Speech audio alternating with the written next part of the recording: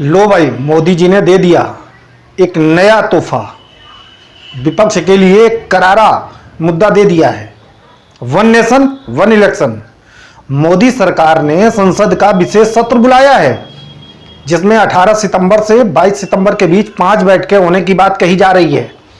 संसद का विशेष सत्र क्यों बुलाया गया है, यह अभी तक नहीं बताया गया था, लेकिन आज बता दिया गया है।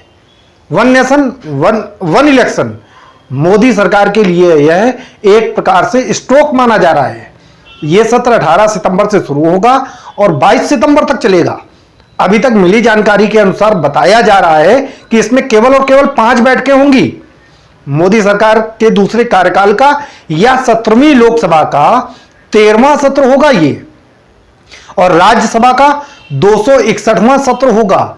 अमृतकाल के बीच संसद के विशेष सत्र में सार्थक चर्चा और बहस की उम्मीद नहीं लग रही है, क्योंकि जैसे ही संसद का विशेष सत्र बुलाने की बात सामने आई है, राहुल गांधी ने अडानी मुद्दे को फिर से गर्म कर दिया है और अडानी मुद्दा एक बार फिर से संसद की भेंट चढ़ाने के लिए पर्याप्त माना जा रहा है।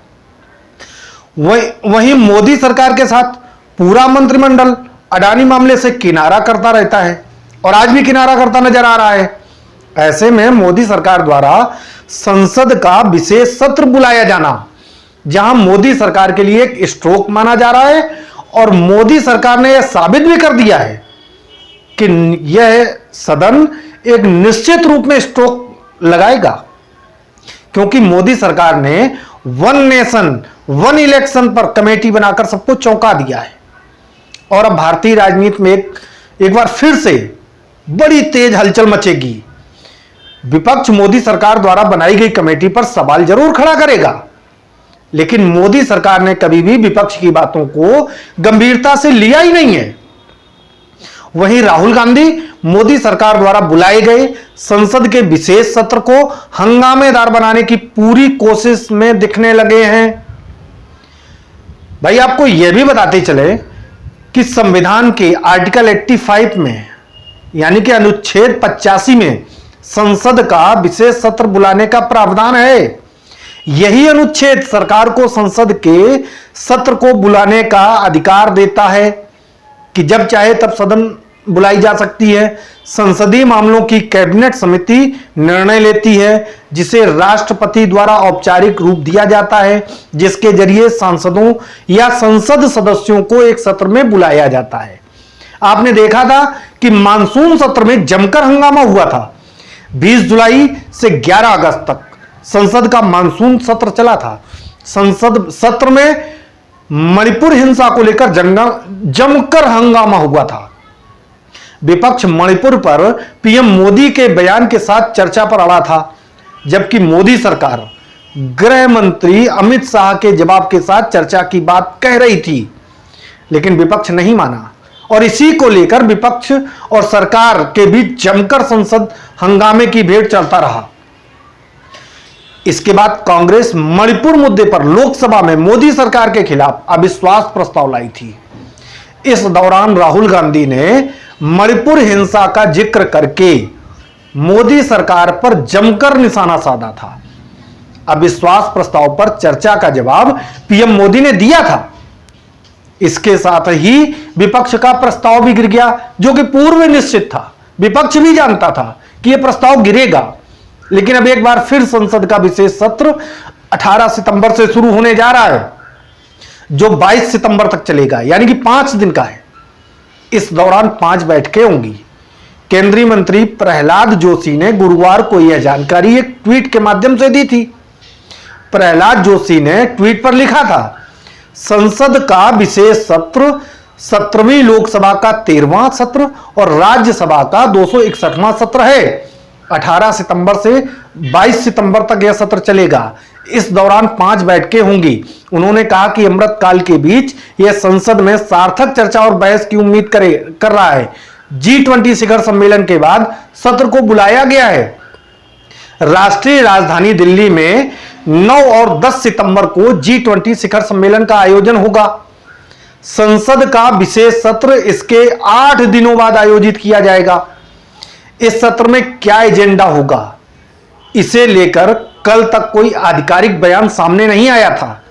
लेकिन तरह तरह के कयास जरूर लगाए जाने लगे थे और लोग इसे एक बार फिर मोदी सरकार का एक कोई बड़ा स्ट्रोक मान रहे थे, जिसे मोदी सरकार ने आज सही साबित कर दिया है।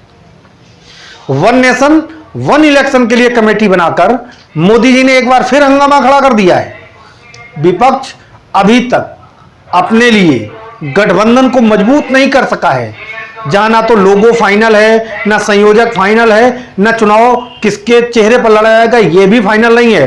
लेकिन मोदी जी ने जनता को एक बार फिर अपनी ओर आकर्षित करने का एक नया पैंतरा चल दिया है।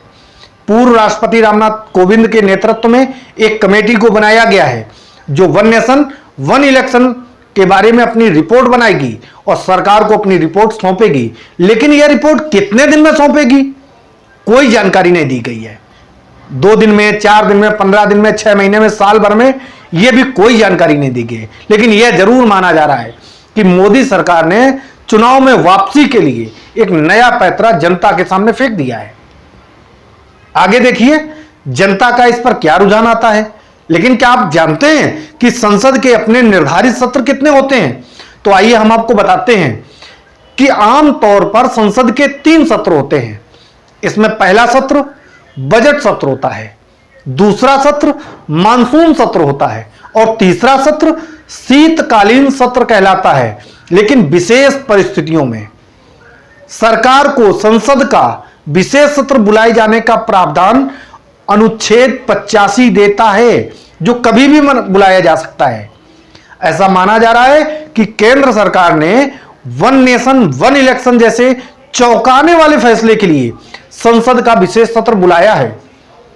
एक और बात आपको बताते चले कि यह विशेष सत्र नई संसद में होगा। सूत्रों के मुताबिक इस सत्र में 10 से ज्यादा महत्वपूर्ण बिल पेश किए जाएंगे। इन्हीं बिल की वजह से स्पेशल सेशन यानी कि विशेष सत्र बुलाया जा रहा है।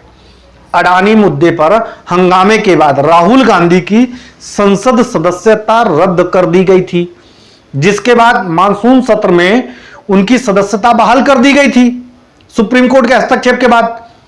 और फिर राहुल गांधी ने मानसून सत्र में हिस्सा भी लिया था।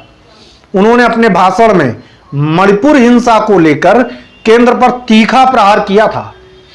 पीएम मोदी ने अविश्वास प्रस्ताव पर चर्चा के आखिरी दिन सदन में जवाब दिया था और फिर अविश्वास प्रस्ताव ध्वनिमत से गिर गया था।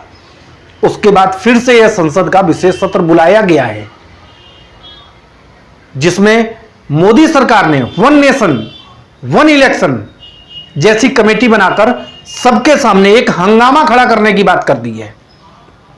हालांकि ऐसे और अभी 9 बिल हैं जिन पर चर्चा होने की बात कही जा रही है।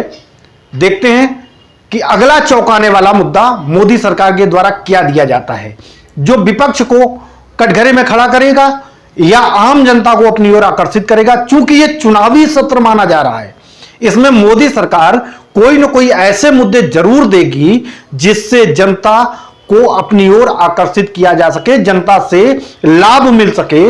यही इस विशेष सत्र का महत्वपूर्ण कदम है। नमस्कार, आप सभी लोग हमारे इस चैनल को जो भी लाइक शेयर और सब्सक्राइब होता हो वह सब कर दीजिए। हम आपके सामने ऐसे ही रोमांचक और मजेदार मुद्दे, ताजा तरीन घटनाओं पर आधारित वीडियो आपके समक्ष लाते रहेंगे। नमस्कार।